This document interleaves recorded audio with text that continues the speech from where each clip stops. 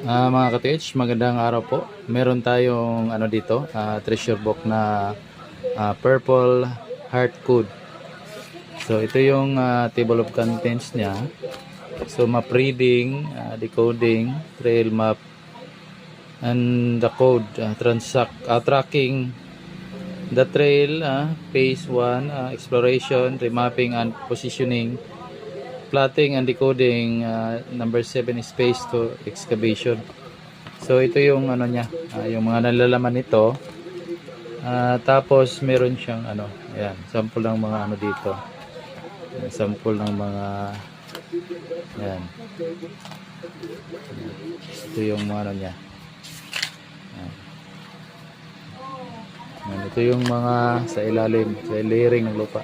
So ang page nito mga ka-TH ay nasa 300 ata 350.